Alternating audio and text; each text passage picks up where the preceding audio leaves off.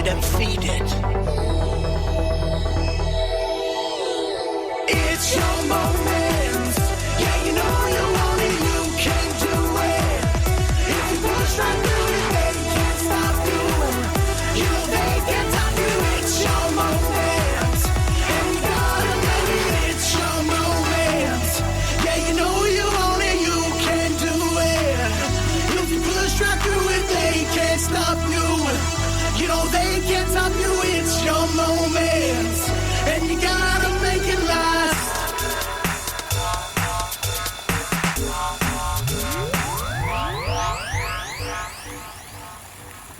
It's our moment. Yeah, you know it. We can do it. Let's go, let's go, let's go, let's go. They can't stop us. They can't stop us. It's our moment. Come on.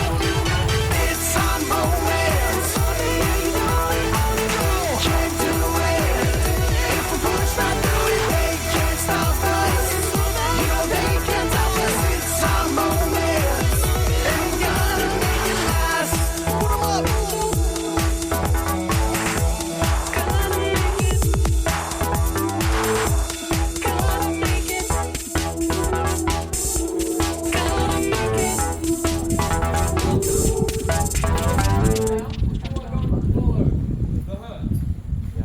If someone's moving in front of you, you follow that person. So we've got 3 people here. There'll be more. They helped you register before. We're going to follow them. It's about a 20-minute walk to the police department.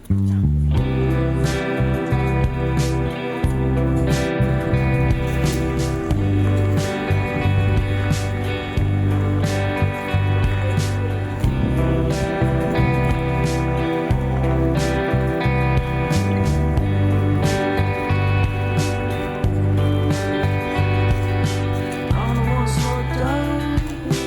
I just wanna speed up, speed up.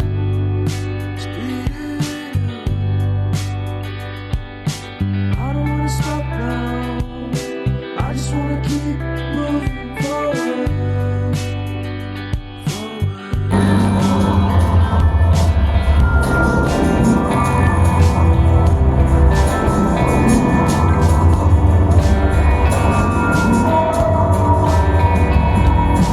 I don't wanna go out. I just wanna stay with you.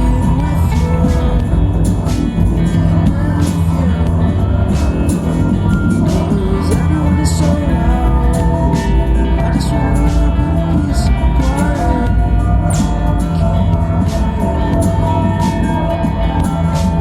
Give me a sense of direction. Give me some time for introspection.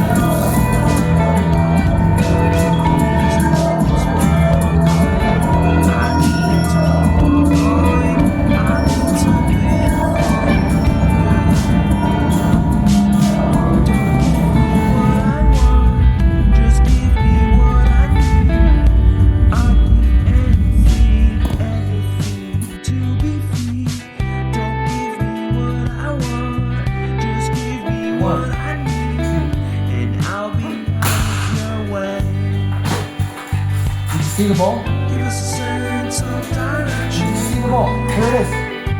It's the ping pong ball. It's the same ball. It's kind of look blue. Oh, it's the same ball, but it's kind of look blue. It may not look the same. And here are the cans. 3 regular soda cans. Nice afternoon. It's really nice outside. I didn't hear it start. And we got this fire going on. So we have the fire. We have some air surrounding the fire. And then we have the cage. And then we have and even though this cage is only made out of a metal mesh, it sort of separates the air from outside from inside. So if I start to turn, if I spin, rotate, flame, cage, and everything. Ooh, I've been lost. I just wanna be found. Fire! And now you clap. Every time. I just wanna be found.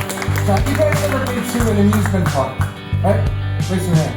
Give me a sense Right. Have you ever been in one of these rides that spins round and round really, really fast? some time for Yeah. You usually do what I do then. When I stand there and run, I always think, Give me a sense of direction. Give me a sense of direction. Give me a sense, give me a sense, give me a sense of forward motion. Why would you do that? To keep on going, we need to keep If rice starts to spin, need to you can push together the side. So it's a nice way to get close to each other, right? And this experiment has absolutely nothing to do with that. Because here there's something else that's going on. Here we have fire. Fire is nothing but warm gas. And warm gas rises, right? That means that we have to have new air coming in, taking that spot. And that means that we have air coming into the cage. So when that air comes in, it also has to start to spin, and it gets accelerated into the center. So we push a lot of extra air into the flame, and that is why it rises so high. And now we'll just let this sit in here for a while and just wait. So, as you probably know, there are two different ways to make things boil. Either you can increase the temperature or you can decrease the pressure. And now in here I have, as I said, my liquid nitrogen. Now liquid nitrogen is of course only the nitrogen in the air that we've taken and cooled down to minus 196 degrees Celsius. And what I'm doing now is I'm using this kind of pump, the same kind of pump we had before, to pump out the air in here. But when I'm pumping out the air, I'm also doing one thing more. And what I'm doing is that I'm removing the fastest molecules that are traveling on top of the surface of my liquid nitrogen. And of course, velocity and temperature are related, so when I'm taking away these fastest molecules, I'm also decreasing the temperature. So we're pumping in here, we're decreasing the pressure, we're taking away the fastest molecules, and we are decreasing the temperature. And now you can see that the nitrogen is nice and still. And there's something happened. And what happened is that we are getting ice on top of our nitrogen. And this ice is sort of going up, or it's starting to float almost. And that is because we are having gaseous nitrogen. And then in the bottom, we have our good old trusted liquid nitrogen. So what has happened here is that I've decreased the pressure and I've decreased the temperature enough so that we have reached the triple point for this nitrogen, or the point where it can be both, well, boiling and frozen at the same time. Isn't that pretty cool? So when we pour it into this tube, it heats up and it starts boiling. So then it increases the pressure in here, and then since we put on this cork, that pressure has nowhere to go, so it pops off like a ball of champagne. Pretty cool, right? Cool. Thank you very much. Okay, that works. And we have a cup with water and a straw. And if we use them together, we get something like this.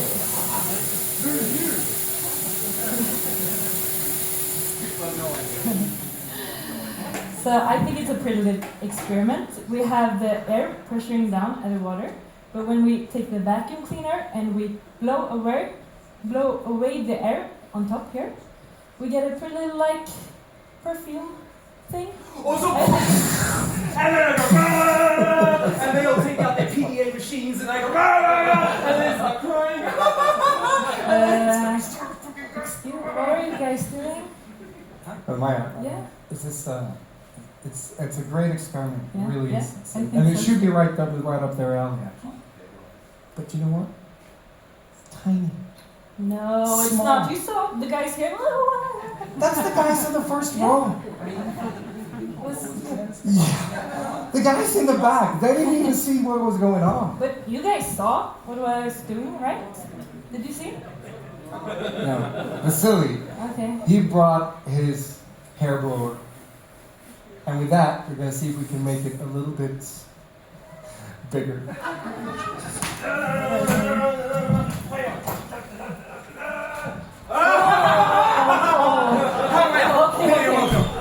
Okay. I see what you're up to.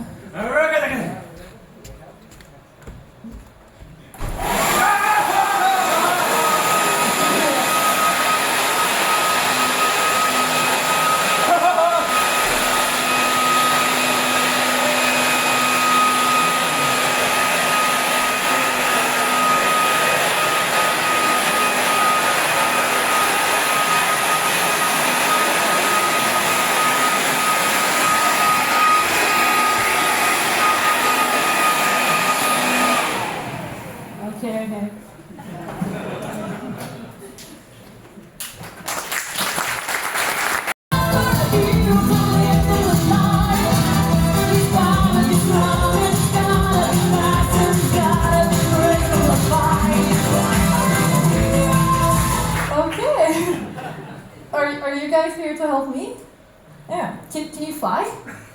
Wow. If I could fly, I would fly up to the stars and figure out what they're made of. Sadly, I can't do that, but I do have another kind of superpower. And that superpower is, of course, that I'm a physicist. And so I figure out, I wonder what these stars are made of, but I can't really go there and tell.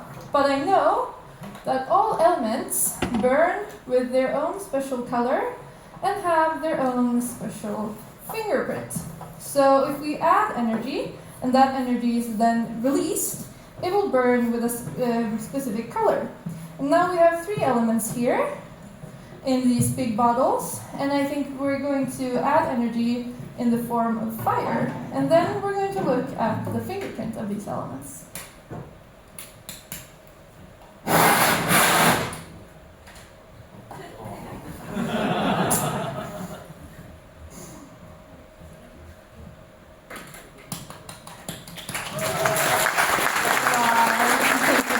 In the middle here we have the green fire, which is copper.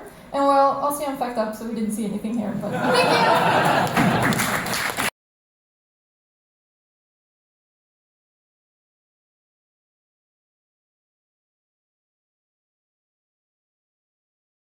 What's up, bitches? Kids love this. No special people in this room. We got the lights. We got the smoke machines. And all the way from across the corridor over here, we have the most eminent DJ duo in Lund, or in the physics department. They are DJ duo 1 Chain, 2 Stripes.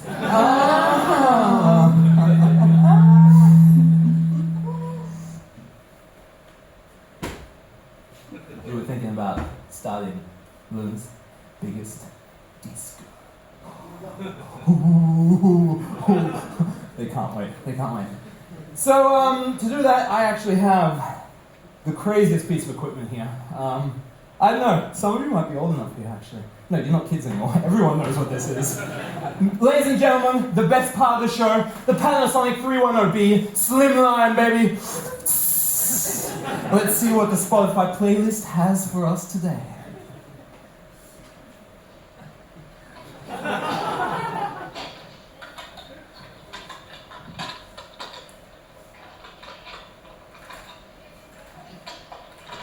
Oh my god.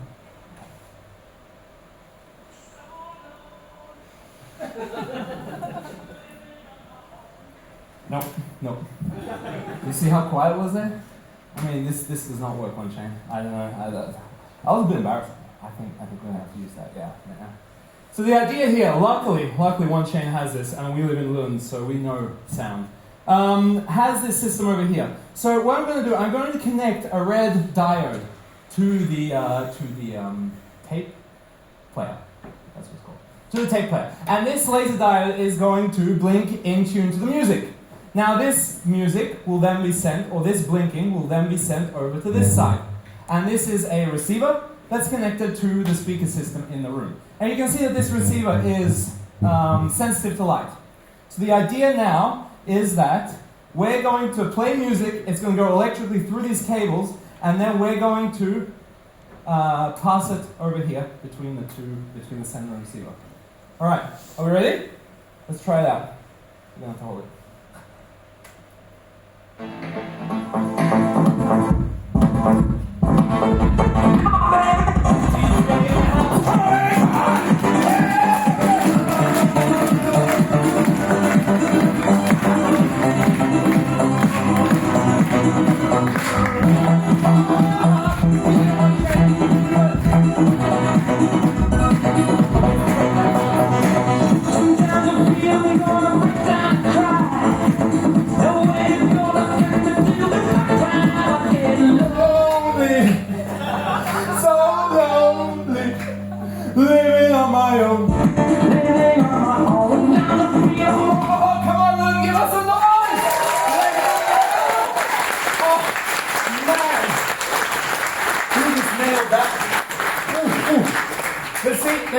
one issue over here is that DJ One Chain over here couldn't bust any moves because she was stuck. Like she had to hold these two against each other and make sure the light was going into the receiver.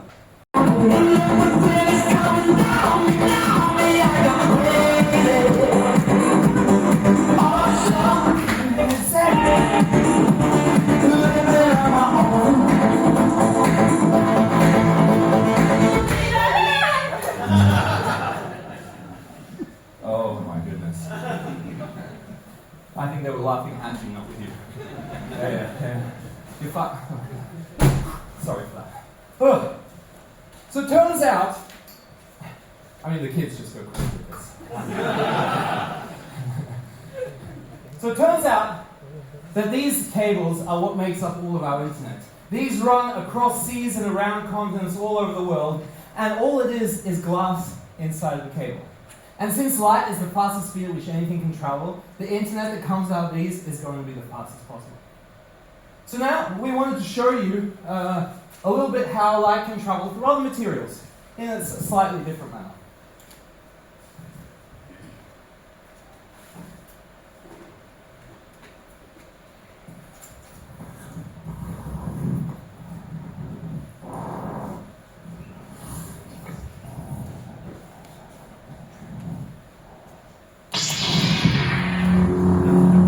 Most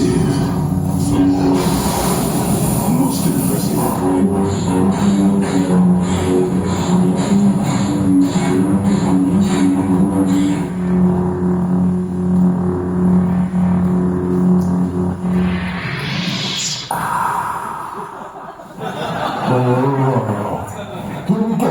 Disco in the house. Disco's a feel, gonna break down, crack. What are you doing? Come on.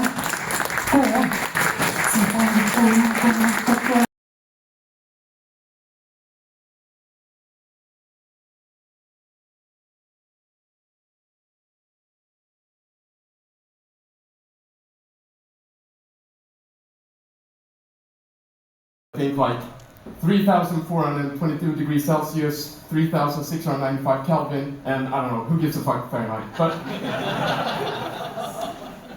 so we can get it really, really hot, okay? Actually, the first time I tried this experiment, well, I nearly burnt down the apartment, right? Or the department, I mean. Because, well, I had assumed first we were working, you know, in a pressureless vacuum. But then you one out here told me that there's this thing called oxidation, right? So apparently there's oxygen around here, so we actually need to get this wire away from that oxygen, otherwise it will oxidize. So we brought some more of this liquid nitrogen that we're going to top up this container with. Okay. Yeah, that looks good. A bit more. Get it real full. Nice. That looks good. So then we're going to lower down this wire into this liquid nitrogen. It's going to boil off, so let's pour a bit more here.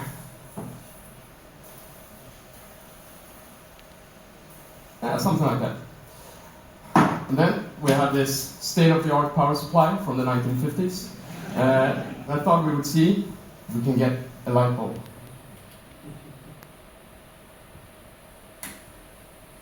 Okay, so let's increase the current, or voltage rather. Same thing, basically. Ooh, it's glowing. Let's increase it even more, and more.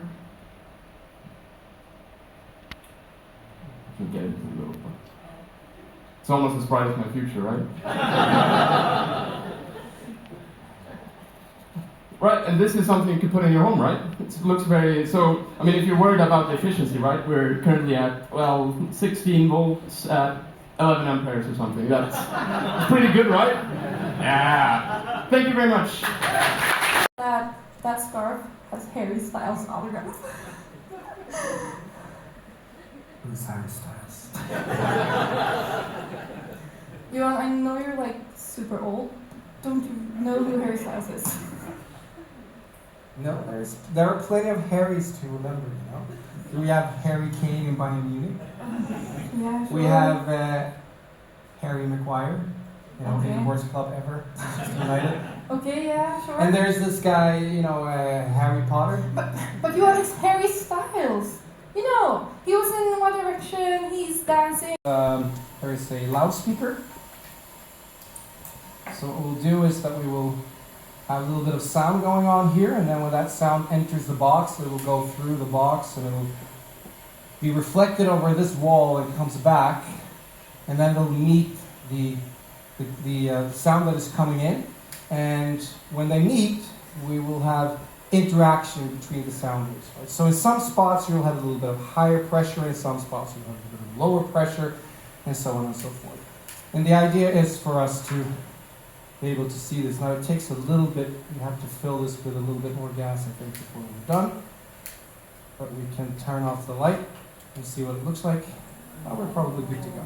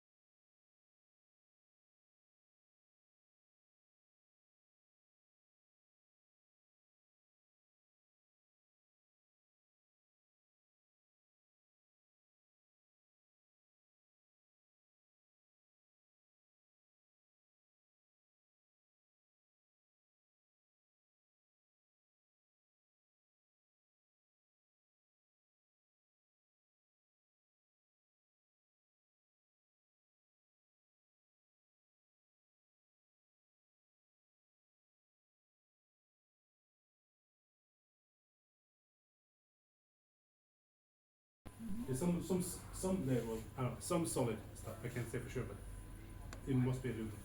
And then we have sort of this aluminum oxide forming on the outside, and then sort of gaseous around there. And you know, it's a lot of small particles coming out there.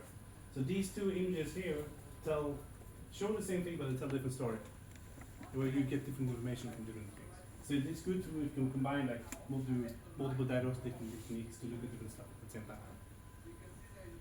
I think the plan for this project next is to go more like we'll look at the larger scale, so to speak. Now we're looking more at like a single particle combustion to understand the combustion process.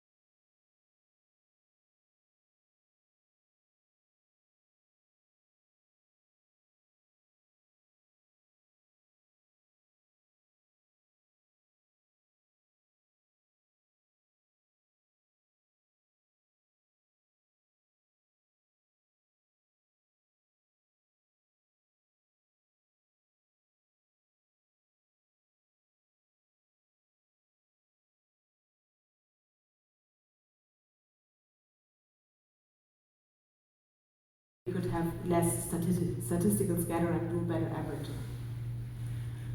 We also kept the impact conditions for the droplet constant, so we had the 3 millimeter droplets impacting at 2.1 meters per second. And actually, what we did, we recorded 2 sets of.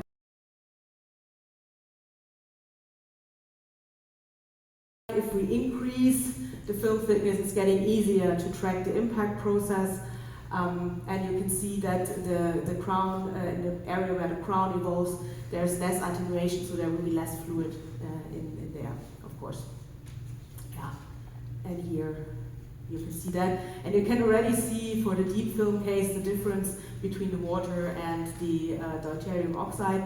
And to get a bit more into this, I just brought you some still images. They are now representing the attenuation fraction.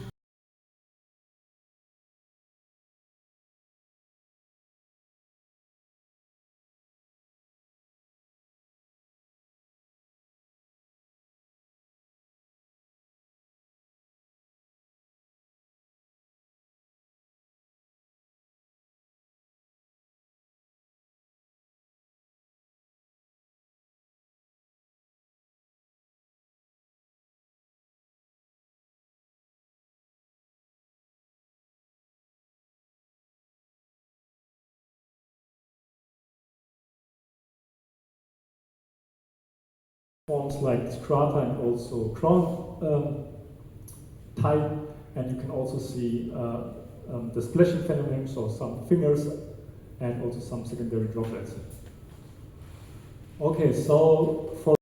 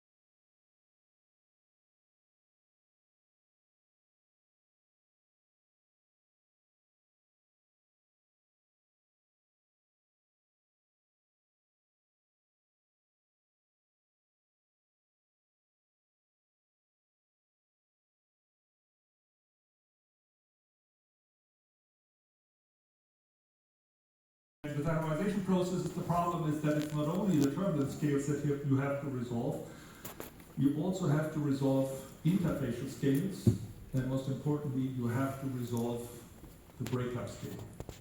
And therein lies one of the problems in simulations, that the breakup scale by its very definition goes to 0 when the topology change event occurs, which by definition you can't resolve. So even if we call it DNS, there's always some level of modeling involved, because we always have to model in some sense the final stage of breakup. But because there's this vast range of scales that goes well beyond just single-phase turbulent flows that needs to be resolved, these type of computations are extremely expensive. Nonetheless, I just want to show you at least one set of results of DNS. And then we're going to use DNS as a benchmark to compare LES models against. And the example is from Vince McDonald. It's a turbulent liquid jet in a turbulent crossflow. And what we used the simulations for was to answer the question, does the density ratio between the liquid and the gas matter if all the other characteristic numbers that are thought to be important, meaning the momentum flux ratio, the 2 Reynolds number, and the 2 Weber numbers are kept constant. So we only vary the density ratio.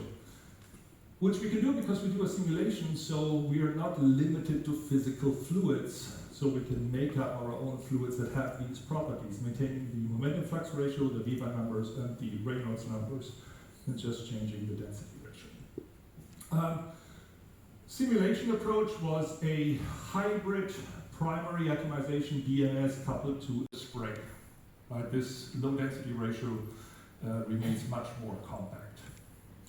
You can compare and try to mimic what experimentalists do when they try to determine the jet penetration and compare that against correlations that were determined, and you get reasonably good agreement, but you also all these terms that are based on the phase interface are gone.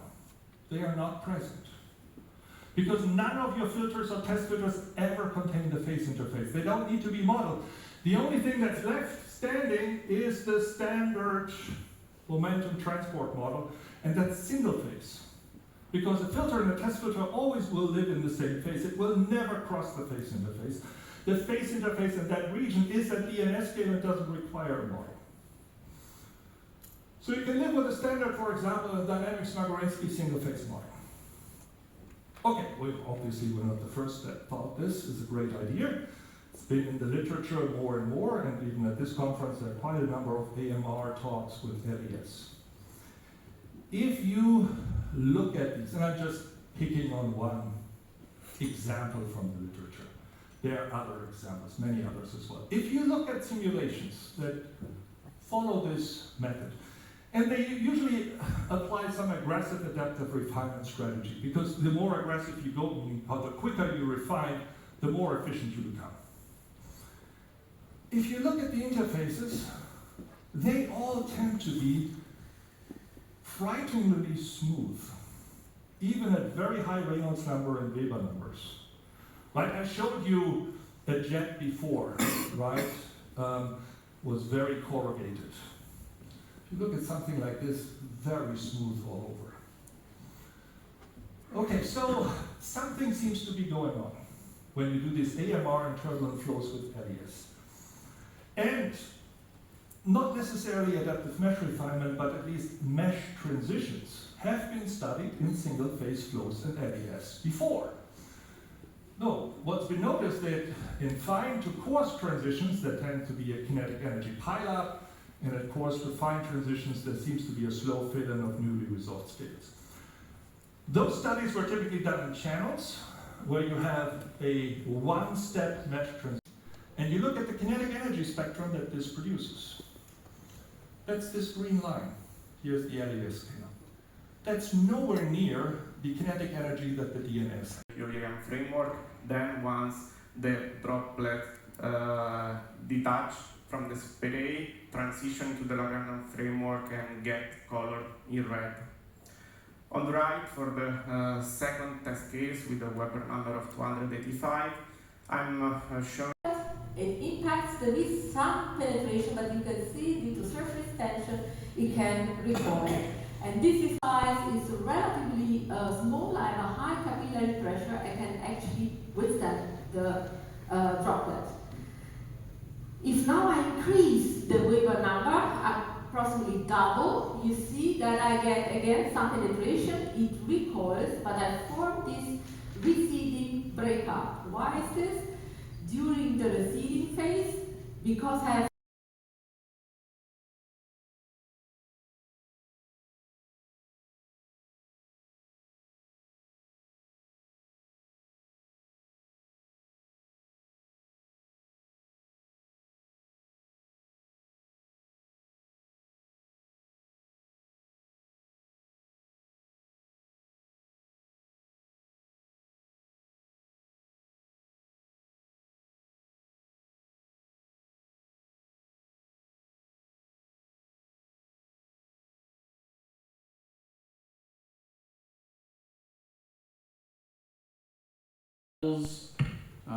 So in a design of experiments world, you might consider that to be a 5-factor multi-level factorial study.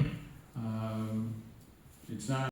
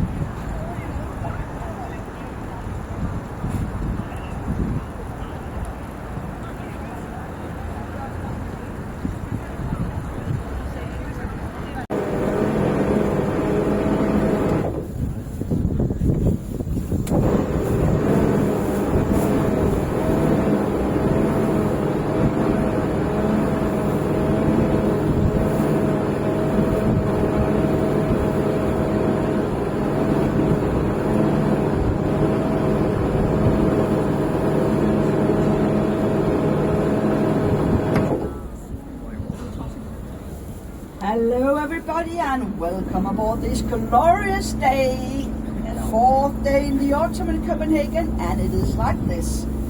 First of all, I have to inform you that your safety is our main priority, and on this tour we are going to sail underneath a lot of really low bridges, and during each and every passage you have to remain seated, and for God's sake don't try to see if you can hang in the bridges from the inside. Life jackets underneath your seat. You're not permitted to smoke or vape on board, and yellow line up here, please don't cross it, could take the captain's view. And now to the best part of the introduction. Today we are really lucky because we have Captain Henrik sailing the boat. He sailed the 7 seas, and I've sailed a couple of them, but I've been living in Copenhagen since 1970, so you can ask.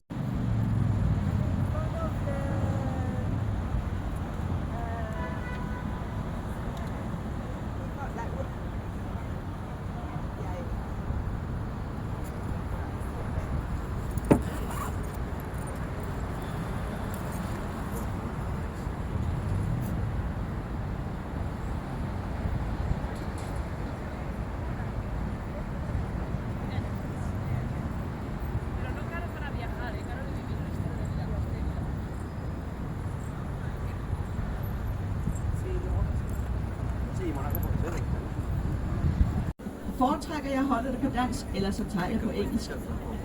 And English it shall be. Thank you.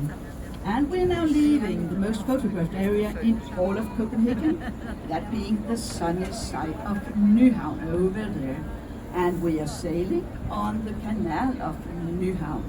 And right in front of us we have the first bridge coming up, and I'll be watching all of you to see if you have been listening to my instructions.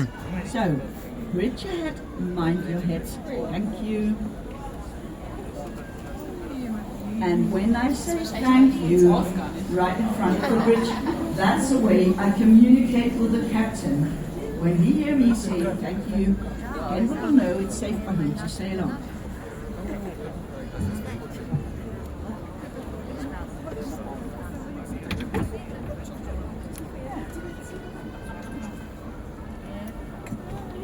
And as I told you, we are sailing on the canal of Nyhavn, docked out for about 350 years ago by Danish soldiers and Swedish prisoners of war. Really could be sailing out to China and back again, 2 years tour on a wooden ship. They came here mainly to celebrate they had survived that tour, and then they came here to get drunk and to try the lot of the ladies.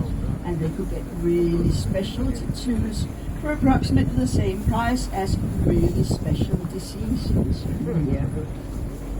And in front of us we have the clean water harbour of Copenhagen. You can swim in here, and you can dive in here, and you can fish in here, but in theory only in the areas marked for the public. But I think on this tour you're going to notice that one thing is theory, and another thing that is what we do in Copenhagen when it's sunny and warm weather. Right in front of us we are looking at the newest addition to the Copenhagen skyline, and that is houses on the paper island. Named the paper island because we had ships sailing in from Finland and Sweden with massive rolls of unprinted newspaper papers lifted onto lorries and driven around to the media houses in Copenhagen to be printed today's news. Most expensive apartment over here, the largest penthouse apartment, went for about 10 million euros. So if you want to buy anything in there, you really have to have deep pockets. And when we talk about deep pockets, you can start to look in front of you to the right, because we have a new beautiful little park there laying in front of a modern building, and that is the Opera Park and the Opera House, both donated to Copenhagen by A.P. Møller Foundation, owned by Maersk Container Shipping Lines. And they have truly deep pockets. There's a little restaurant in the park, in the center of the park, place on top of the parking house if you are to join or be in the opera house in the evening to see an opera.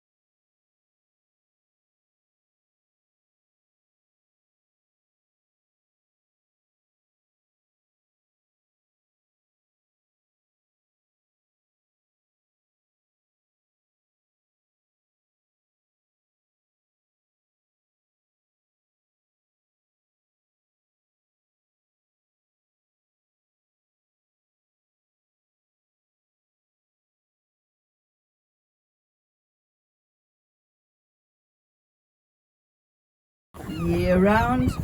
Sunset, on the other hand, follows the nature. And every evening, you can look it up, you can Google what time is sunset today, for instance in Copenhagen. You'll see two soldiers entering the grassed area over here. One of them will be firing two little guns in the middle, and the other one will be lowering the national flag.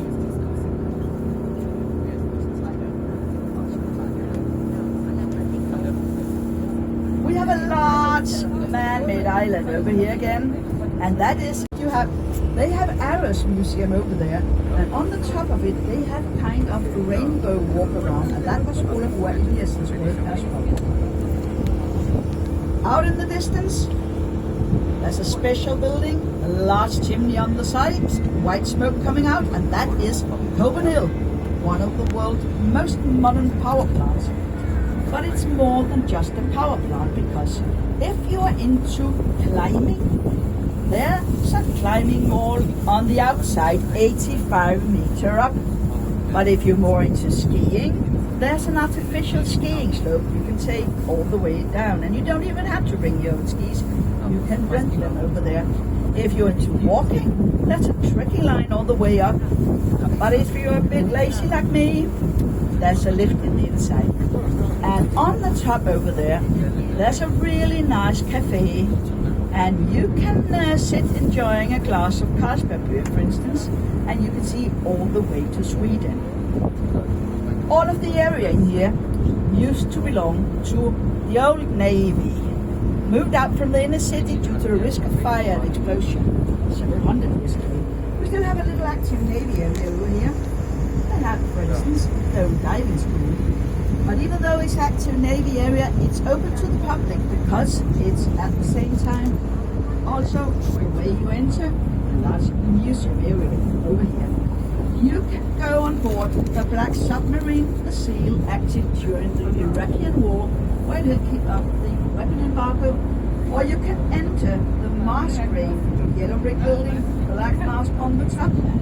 And that was where the large wood ship from Port would sail over to get a mast up to 40 meters, weighing up to 20 tons, lifted on board. Or you could enter the grey frigate F352, better known by the name Pederskam. Pederskam frigate active during the Cold War in Denmark. Best known because in 1984, on that exact frigate over here, the captain, by accident, launched a missile into a large area here on Sealand.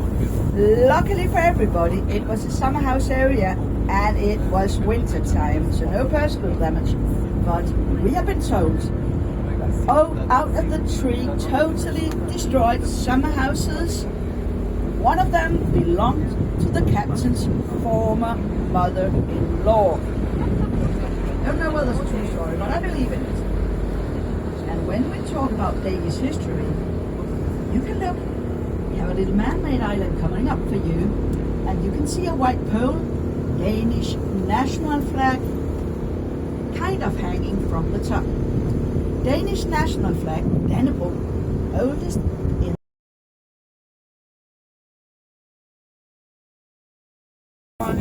prime ministers, and not one of our queens, many queens, but it is, of course, the Little Mermaid sitting there. She has been sitting there since 1930, just waiting for you here on board to come by and to take pictures of her.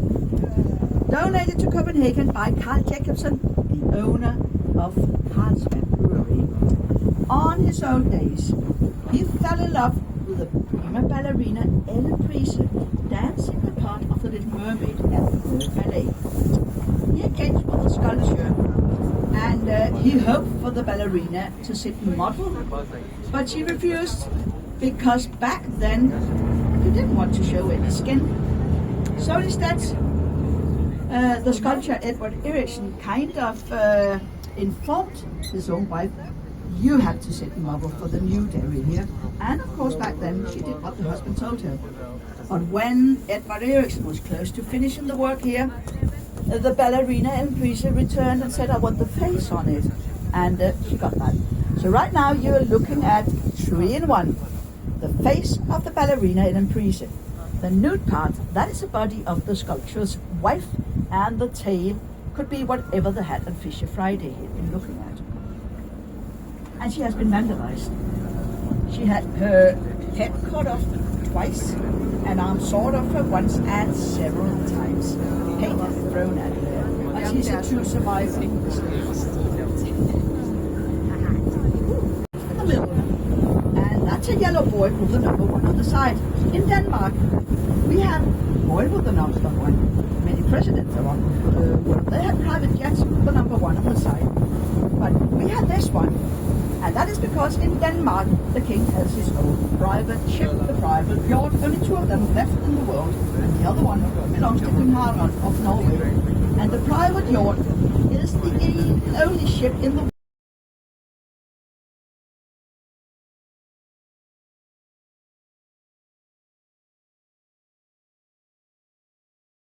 over here with the 4 chimneys on the top.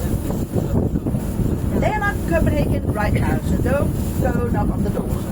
I hope to be invited to see, because when they are in Copenhagen, when they are in residence, the royal standard will be hoisted on top of the little pole over here. Originally started out as 4 mansions belonging to 4 really noble, rich noble families. Then in 1794, the state forced the noble families to sell the mansions to the state so they could donate it to the royal family. And if you take a quick look into the center of the palace area here, you can see a green equestrian statue, a green king on a green horse on a plinth, and that is made by famous French sculptor Sally. And that statue alone cost nearly double up of building the. And his men, they started to think, how can we protect the inner city from the enemies coming from the sea? And that would be the Swedes back then. Back then, only water, little islets and swamp here. But inspired by Dutch architecture and engineer work, they had a plan. They tried to lure rich Dutch traders, they could make money back then, to come up here and establish all of this area for the king. And the king and his men, they promised rich traders and merchants, if you are to build beautiful buildings and finance all of the fortification here, you are to be granted free land. Not a lot of people engaged in that back then, but still then started out establishing the area back in 1618. And the district is Christianshavn, the first district in all of Copenhagen with straight streets due to military strategic thinking. And when we have sat underneath the butterfly bridge here, we have a silent zone coming up for you, so you can rest your ears and just enjoy the tour. Henrik saying. Bridge ahead, mind your head, thank you.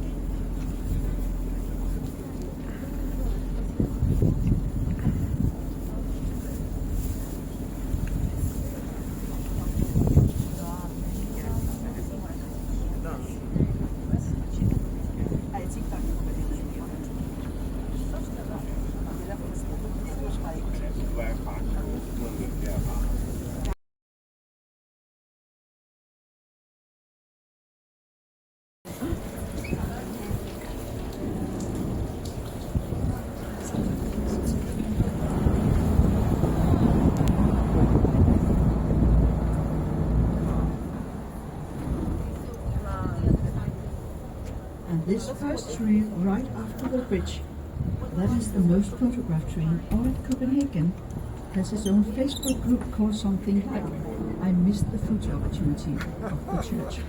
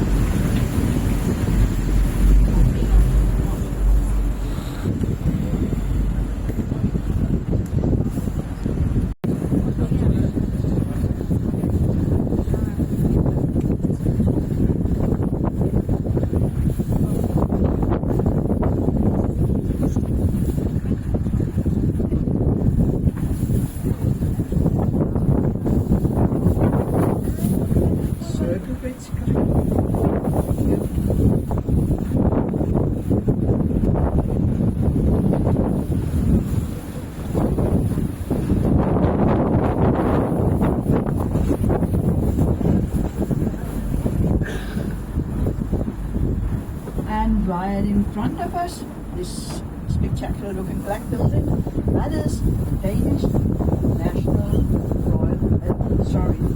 Danish Royal Library. And the building tells 2 more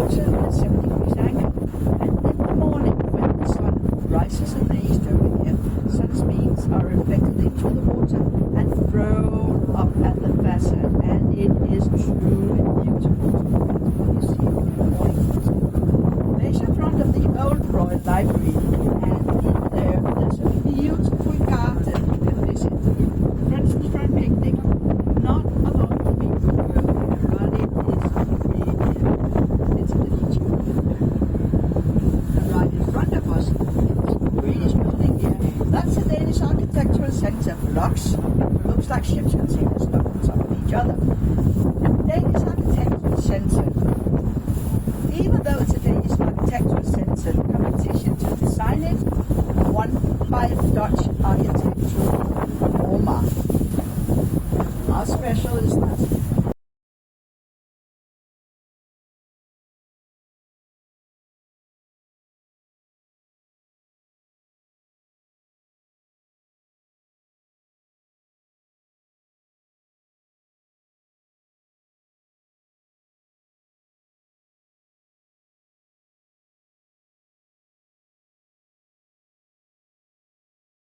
Here each and every day next to the Salary Bridge. Thank you.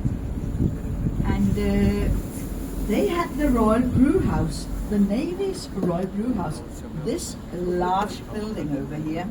And as I told you, 10 liters of beer each and every day. And that was because you couldn't drink water in Copenhagen back then. Water, clean water, very scarce thing to get your hands on. And the soldiers, the sailors, they were the same back then. They brought the beer back to their families, and the children and the wives, they drank beer morning, evening, midday, year-round. Couldn't drink anything but beer. But luckily for everybody, it was kind of light beer, so we didn't have drunken children running around in the streets back then. But could be dating back to that brew house. And we in Denmark really started to enjoy our beer. That could be the reason why that exact king who founded the brew house over here, he lost 28 wars out of 32 engaged in. And in the British fleet, they were granted rum each and every day when they were sailing. That's a large difference. And if you could see or have noticed, we are very much into houseboating in Copenhagen. And we have another bridge coming up for you, thank you. And Denmark, we have more than 200 little islands. And of course, a lot of ferries. And some of the old ferries have been transformed into houseboating. The area over here to your right, that is Slotsholmen, the palace area.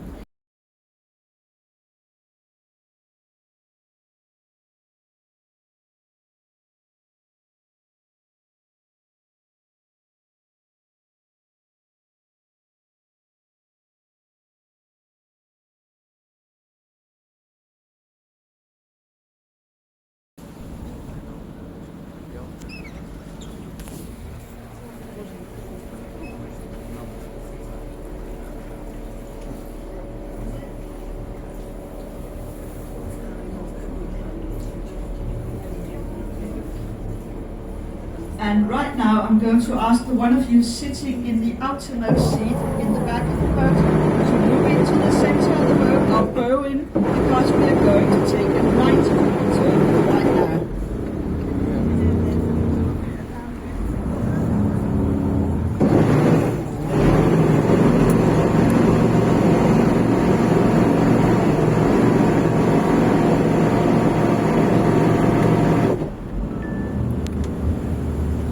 Let's give a hand to our very competent captain here. He knows how to work those engines. Give him a hand, thank you, yes. And that exact bridge over here, that is the bridge which defines the size of the boat we are sailing. As you saw with your own eyes, couldn't be wider, couldn't be longer. We couldn't have done the tour through here.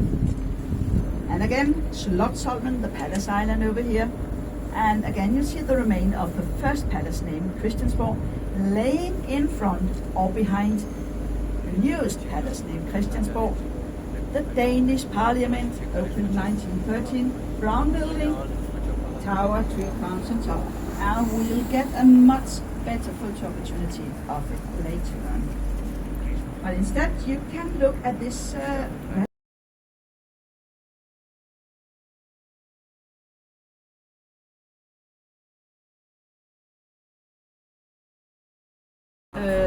palace in the Palace Island.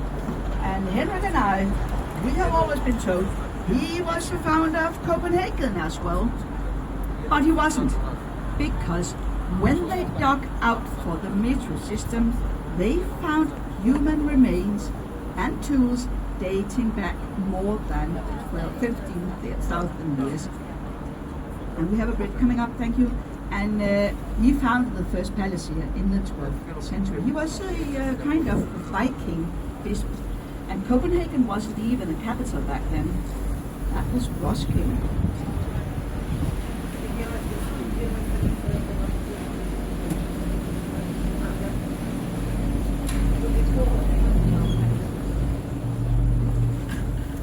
And as I promised you, there's a good opportunity of the Danish Parliament, Christiansborg, opened 1913. And on this exact spot, I allow myself to brag about the work they do in there, no matter what you say. This summer, Copenhagen named the best city in the world to live in. Check. Every single year, Copenhagen is on the top 5 of being one of the safest capitals to live in and to visit. Good for you. And every single year, Denmark is on the top 5 for being one of the happiest countries you can live in. And that's because they do a good job in there, if you ask me. And on top of that, right now, we have a really strong economy as well. Could be something with Sempi and Rigoli, I don't know, here, and we have a bridge of Nyhavn. Famous Danish fairy tale writer Hans Christian Andersen, he lived in here. Really good locations. Number 18, number 20, and 67. I think we'll get a quick look at 67 to your right. 2 stories why the fairy tale writer lived in here. Nice story. He dreamed of becoming a ballet dancer, but he didn't have the stamina. So he instead always go to visit the Royal Ballet, playing right at the square at the end of the canal. That was a nice story. Not so nice story, because he was a bit on the cheap side, and most of his adult life, 67 in here, he lived around 3 mansions in Denmark, and he wrote his fairy tales around living free everywhere in Denmark. And he even lived twice with Charles Dickens in England for free, of course. And that's a nice story. And it is on the shady side to your left. We have the perhaps narrowest house in all of Copenhagen coming up. It's a pencil house. It's a house belonging to a family with children, and you can see signs of in there. Really narrow white house, hiding between 2 other white houses. Have you found it? Have you looked at it? I can give you a hint. And you can see the signs of children living there.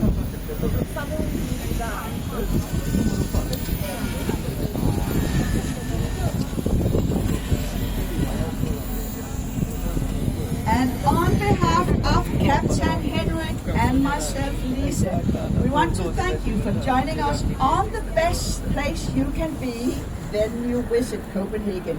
And thank you for bringing the good weather, no rain on this tour. Thank you very much. Hope you have enjoyed.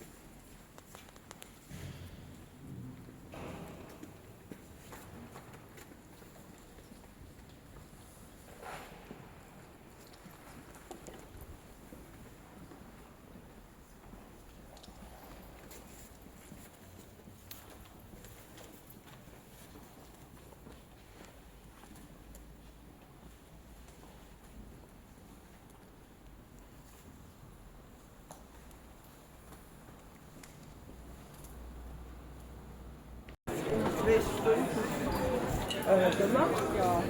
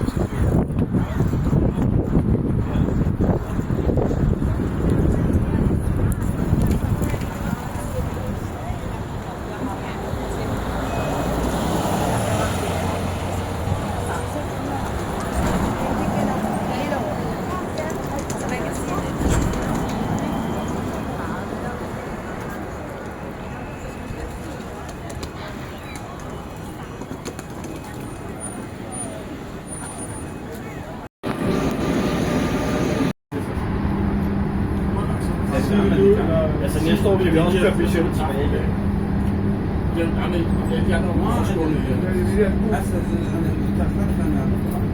Det får mig någon av snällt resa sig upp för det får man gå på. Han måste se resorna. Nödutgången. Och den kan du gå till rätt CEO för ett totalförbud.